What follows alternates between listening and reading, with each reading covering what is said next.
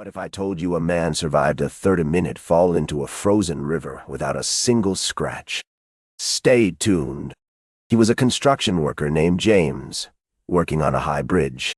A sudden gust snapped the safety rope. He plunged into the icy water below.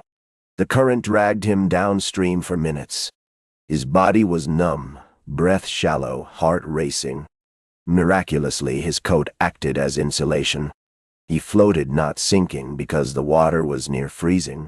When the current slowed, he clung to a broken log. He used his breath to keep his mind clear. Rescuers arrived after an hour, pulling him from the ice. He walked away with only bruises, no broken bones. Now imagine being trapped in a canyon with no food. Aaron Ralston, an experienced climber, faced that nightmare. He slipped, dislodging a boulder onto his arm. The rock pinned him, crushing his hand and forearm. He tried to free himself for hours. Night fell, temperatures dropped, darkness set in. His water supply ran out, his phone dead. He realized he might die there.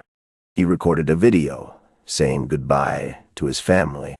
Then he made the hardest decision: cut his own arm. Using a dull pocket knife, he sliced through bone. Blood poured, pain surged, but he kept cutting. Finally free, he crawled down the canyon walls. He walked for miles, dehydrated and exhausted. A helicopter spotted him the next day.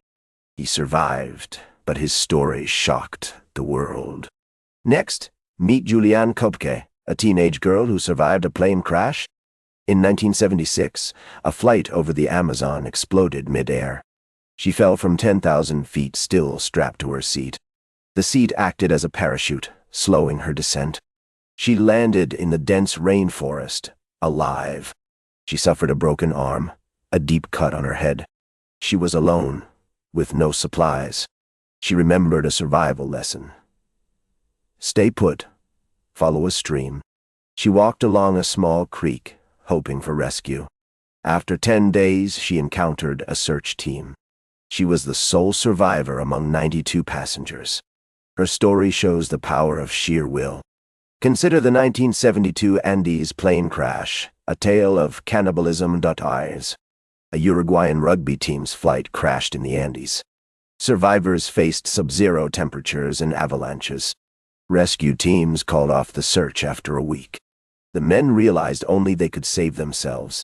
They melted snow for water, rationed chocolate. When food ran out, they faced a terrible choice.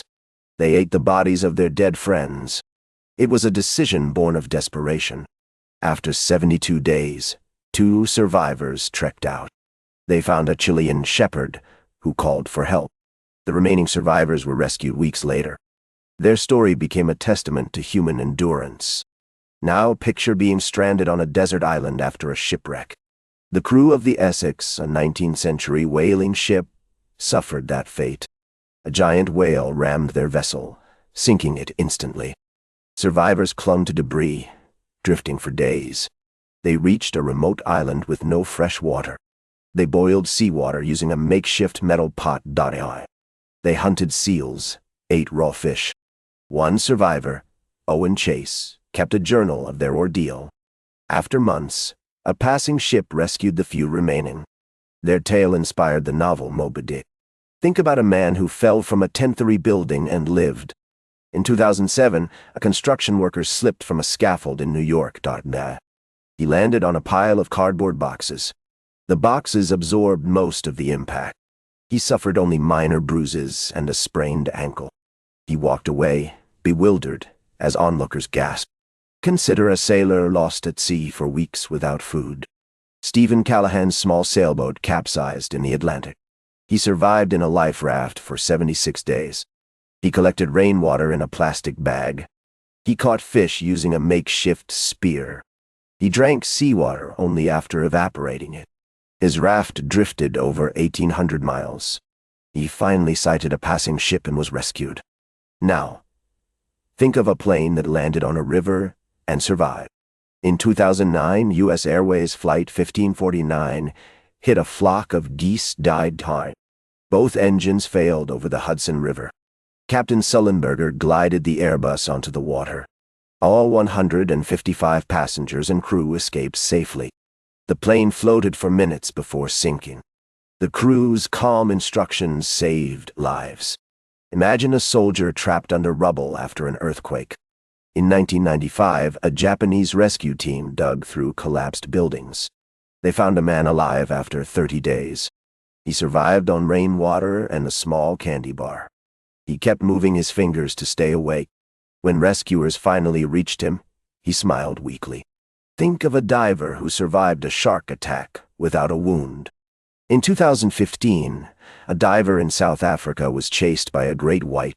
He swam into a shallow reef where the shark could not follow. The shark lost interest and swam away. He escaped with only a rattled heart. Now, picture a hiker who fell into a volcano's crater. In 2018, a tourist in Iceland slipped on volcanic ash. He fell 30 feet into a hot crater. He emerged covered in ash, but unburned. The ash acted as an insulating blanket. He was rescued by park rangers minutes later. Consider a child who survived a house fire by hiding in a freezer. A fire broke out in a suburban home. The family panicked, trying to escape. The 4-year-old hid inside a large freezer. The metal kept the heat out for minutes. When firefighters broke the door, the child was alive. Now think of a man who walked out of a burning building with his hair on fire. In 2013, a firefighter entered a high-rise blaze. A sudden explosion ignited his jacket. He ran out, flames licking his hair. He used a fire extinguisher to douse himself. He survived with only minor burns. Imagine a pilot who landed a plane on a snowy field after engine failure. In 2012, a small Cessna lost power over a mountain range. The pilot found a flat, snow-covered meadow. He performed an emergency landing, sliding on the snow. Both he and the plane emerged intact. Consider a man who survived a 2-hour fall from a skyscraper's window. In 1999, a construction worker fell from the 20th floor. He landed on a large billboard advertisement. The billboard's foam absorbed most of the impact. He walked away with a broken wrist. Now, picture a diver who survived 72 hours trapped in a submerged cave. A speleologist explored an underwater cavern in Mexico. A sudden collapse sealed the entrance. He used a small air tank and a flashlight. He rationed air, staying calm. Rescue teams drilled a new tunnel. He emerged coughing but alive. Think about a fisherman who survived a whirlpool in the open sea. In 2004, a boat was caught in a massive vortex. The vessel spun, capsizing within seconds. The fisherman clung to a floating barrel. He rode the whirlpool's edge until it calmed. He was rescued by a passing cargo ship. Now, consider a woman who survived a bear attack by playing dead. In 2010, a hiker in Alaska encountered a grizzly. The bear lunged, claws out. She froze, lying still, eyes closed. The bear sniffed, then lost interest. She waited until it left, then ran. Imagine a teenager who survived a tornado by sheltering under a car. A violent effort tornado ripped through a small town. He ran to a parked sedan, ducked under it. The car's metal frame protected him from debris. When the tornado passed, he was unharmed. Think of a man who survived a lightning strike that split a tree in half. In 2017, a storm hit a forest. A bolt struck a massive oak, splitting it. He was standing directly beneath. The trees split, created a protective air pocket. He walked away with a singed hat. Now, picture a sailor who survived a ship sinking in the Arctic. In 2009, a research vessel struck ice and sank. He clung to a floating life raft. He used a thermal blanket to retain heat. He ate seal meat caught with a makeshift spear. After 10 days, an icebreaker rescued him. Consider a climber who survived a fall from 3,000 meters on a broken rope. In 2015, a mountaineer slipped on K2 Dawang. His rope snapped, sending him plummeting. He hit a ledge covered in deep snow. The snow cushioned his fall, breaking his legs. Rescue teams airlifted him to a hospital. Think about a diver who survived a shark bite that missed vital organs. A great white bit his thigh, tearing flesh. He applied a tourniquet using his belt. He swam to the surface, bleeding heavily. A boat crew administered first aid, stopping the bleed. He survived with a scar. Now, imagine a man who survived a train crash by being inside a locked bathroom. A commuter train derailed at high speed. He was in a restroom, door locked. The cabin collapsed around the door, but the stall remained intact. He emerged with bruises, no broken bones. Consider a woman who survived a volcanic eruption by hiding in a lava tube. In 2021, an eruption spewed ash and lava. She fled into a nearby cave. The lava tube's walls insulated her from heat. She waited until the flow passed. She escaped with only soot on her skin. Think of a boy who survived a fall from a moving train onto a snowbank. He jumped off a speeding train to escape a fight. He landed on a deep, soft snowbank. The snow broke his fall, preventing serious injury. He ran to safety, heart pounding. Now, picture a hiker who survived a night in a blizzard with only a plastic bag. He got lost during a storm in the Rockies. He found a thin plastic bag, wrapped it around his head. The bag trapped his breath, creating a small air pocket. He huddled, conserving heat, until sunrise. Consider a sailor who survived a hurricane while adrift on a small dinghy. His boat capsized in the Gulf of Mexico. He clung to a piece of wreckage. He used a solar blanket to retain warmth. After 3 days, a rescue helicopter spotted him. Think about a man who survived a car crash at 150 mph by being strapped to a seatbelt. He was driving a race car that blew a tire. The car spun, hit a barrier, and burst into flames. The seatbelt kept him from being ejected. He escaped with a broken collarbone. Now, imagine a diver who survived a deep-sea pressure leak without a suit. His submersible lost power at 300 meters. Water flooded the cabin slowly. He opened the emergency hatch, escaping into the cold sea. He swam to a surface buoy and was rescued. Consider a girl who survived a house collapse during an earthquake by crawling under a sturdy table. The quake shattered walls, sending debris everywhere. She slipped beneath a dining table, staying low. The table held the falling beams. When the dust settled, she was unharmed. Think of a man who survived a plane crash into a swamp, walking out with only a sprained ankle. In 2014, a small aircraft lost altitude over a marsh. It crashed into thick reeds and mud. He emerged covered in muck, but able to walk. Rescue teams found him hours later. Now, picture a mountaineer who survived an avalanche by being buried in a snow cave he built. He sensed the snow shift, quickly digging a hollow. The avalanche buried the cave, but the entrance stayed open. He breathed through a small opening, staying alive. Rescuers dug him out after 12 hours. Consider a fisherman who survived a whirlpool that lifted his boat into the air.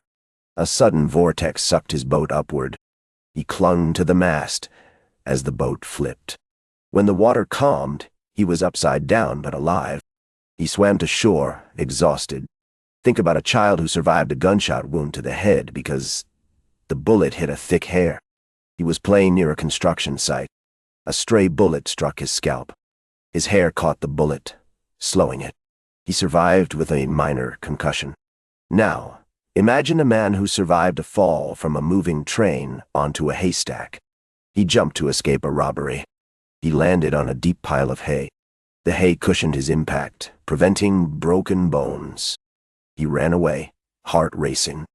Consider a diver who survived a shark bite by using a metal diving knife as a shield.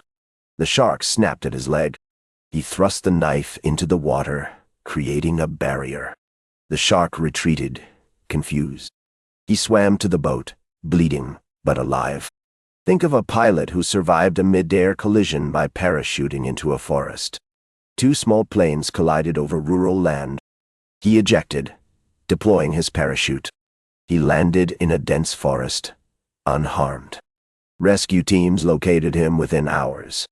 Now, Picture a hiker who survived a lightning strike that traveled down a tree into his backpack. He was sheltering under a pine during a storm. Lightning hit the tree, then his pack. The metal frame of his pack conducted the charge away. He was shaken, but survived. Consider a soldier who survived a mortar blast by being inside a reinforced bunker. The explosion shattered the walls around him. His bunker's steel doors held the shock. He emerged with only a bruised ear. Think about a man who survived being buried alive for 3 days after a landslide. A hillside gave way while he was hiking. He was trapped under rocks and mud. He found an air pocket and stayed calm. Rescuers dug him out after 72 hours. Now imagine a woman who survived a tornado while inside a small metal shed. The tornado ripped through her town, destroying homes. She ducked into a garden shed, closing the door. The shed's metal walls resisted flying debris. When the storm passed, she was unharmed. Consider a fisherman who survived a shark attack by jumping onto a floating log. The shark bit his arm, then released. He grabbed a nearby log and rode it away. The shark lost interest, swimming off. He reached safety, bleeding but alive. Think of a climber who survived a fall from a cliff by landing on a sloping boulder. He slipped while rappelling, falling 20 meters. He hit a large angled rock. The rock's slope spread the impact. He walked away with a sprained ankle. Now, picture a man who survived a car plunge into a river by using a rolled-up carpet as a flotation device. His car skidded off a bridge into fast water. He grabbed a carpet, tied it to the seat. The carpet kept him afloat long enough to swim out. He reached shore, shivering but alive. Consider a diver who survived a sudden drop in water temperature by using a wetsuit inside a sealed barrel. The water went from 20°C to 2°K instantly. He slipped into an empty oil barrel, sealing it. The wetsuit trapped warm air, keeping him alive. Rescue divers pulled him out. Think about a boy who survived a house fire by crawling through a chimney. The fire blocked all exits. He remembered an old story about climbing up a chimney. He squeezed through the narrow space, emerging on the roof. He was rescued by firefighters. Now, imagine a sailor who survived a capsized yacht by staying inside the cabin's sealed hull. The storm tossed his boat, flipping it.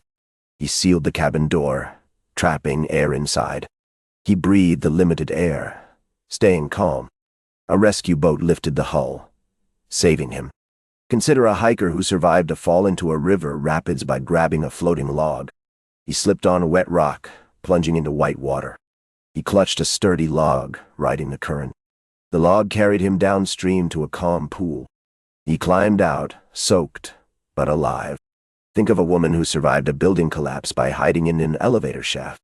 An earthquake caused the building to fall. She slipped into an open elevator shaft just before the floor gave way.